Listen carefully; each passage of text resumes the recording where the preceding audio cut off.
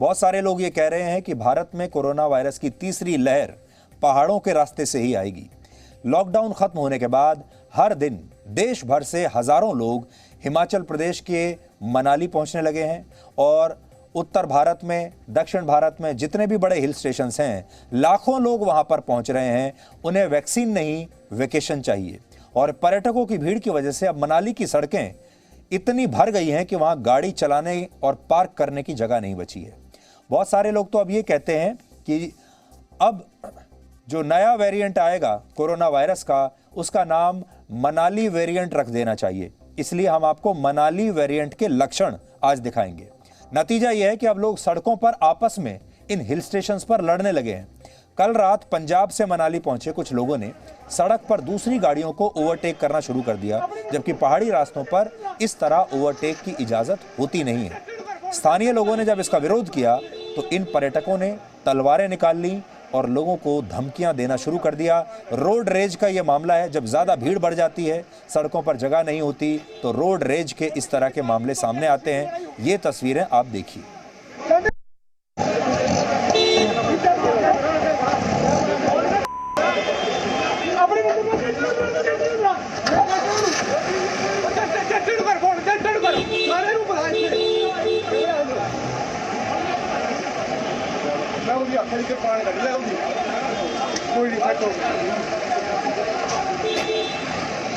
Parking तो क्या है, सीधी लड़ाई होगी। पार्किंग तो सीधी किया जा।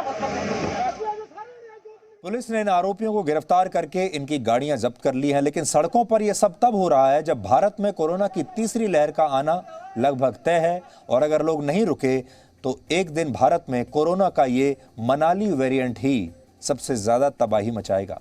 पिछले 24 घंटों में भारत में कोरोना के 42,000 नए मामले दर्ज हुए हैं, जबकि जिससे एक दिन पहले नए मामलों की संख्या 39,000 थी। तो आप यहां समझिए कि अब लगभग 39 से 42,000 तक ये मामले पहुंच गए हैं।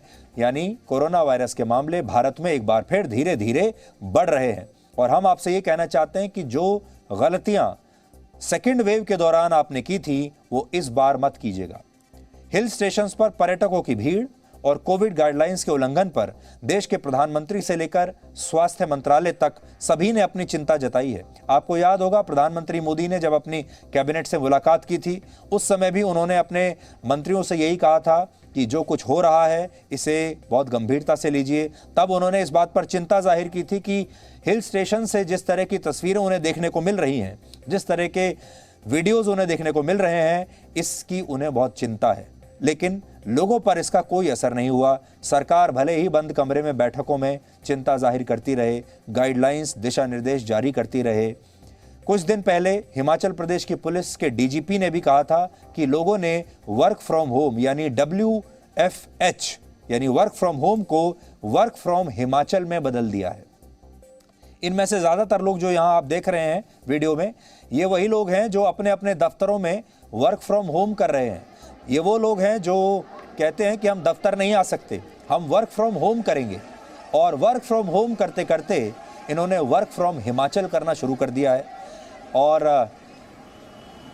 दफ्तर आने पर ये बताते हैं कि ये दफ्तर आने में सक्षम नहीं है, लेकिन वेकेशन पर जाने के लिए इनके पास पूरी ताकत है। जो लोग सोशल डिस्टेंसिंग के नियमों का पालन नहीं करते, उन्हें कोविडियट्स कहा जाता है। और ये वो प्रजाति है जो देश के हर कोने में पाई जाती है। लेकिन अब इनकी संख्या कुछ ज़्यादा ही तेज़ी से बढ़ रही है, और वो भी तब जब पूरी दुनिया में कोविड की तीसरी लहर शुरू हो चुकी है या आने वाली है। दूसरी लहर जब अपने चरम पर थी, तब दुनिया में औसतन हर रोज़ 9 लाख नए मामले सामने आ रहे थे, जबकि तीसरी लहर में इसकी संख्या अभी से 4 लाख के आसपास पहुंच चुकी है। पूरी दुनिया में लोग रिवेंज ट्रैवल के नाम पर नियमों का उल्लंघन कर रहे हैं। जब लोग लंबे लॉकडाउन के बाद बिना समय गंवाए घूमने निकल जाते हैं और नियमों का उल्लंघन करते हैं, तो उसे रिवेंज ट्रैवल कहते हैं। लेकिन कोरोना के खिलाफ बदले की यह कार्रवाई पूरे देश पर भारी पड़ सकती है। जी न्यूज की टीम ने अलग अलग शहरों में ऐसे ही लोगों को ढूंढा और उनसे बात की। इन लोगों के तर्क सुनकर शायद आपको हंसी भी आएगी और शायद निराशा भी होगी।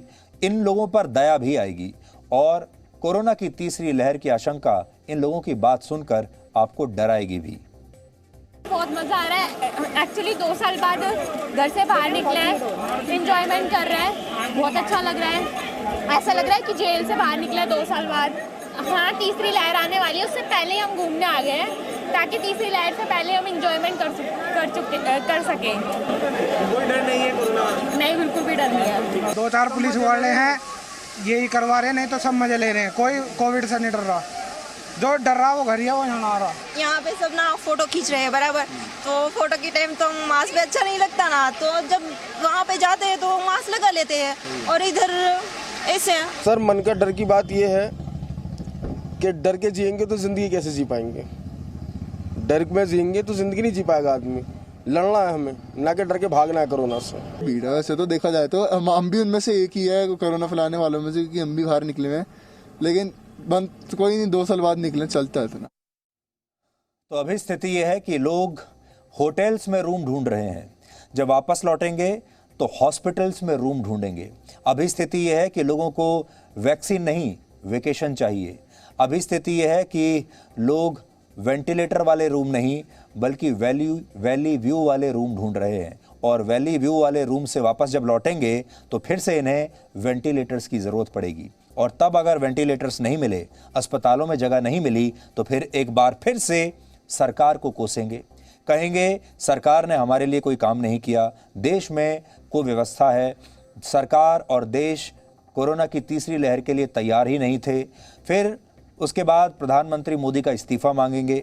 इन सब के साथ विपक्षी नेता मिल जाएंगे और हमारे देश के बहुत सारे बुद्धिजीवी, लिबरल्स, सब लोग एक साथ आ जाएंगे और फिर से यही कहेंगे कि देखिए सरकार ने कुछ नहीं किया, अस्पतालों में जगह नहीं है, वेंटिलेटर्स नहीं है, बेड्स नहीं है, दवाइयाँ नहीं हैं। लेकिन इन लोगों को कोई भी दोष नहीं देने वाला, और यही लोग वापस आने के बाद जब अस्पतालों के रूम और बेड्स ढूंढेंगे तो सबसे पहले अपनी सरकार को ही कोसेंगे।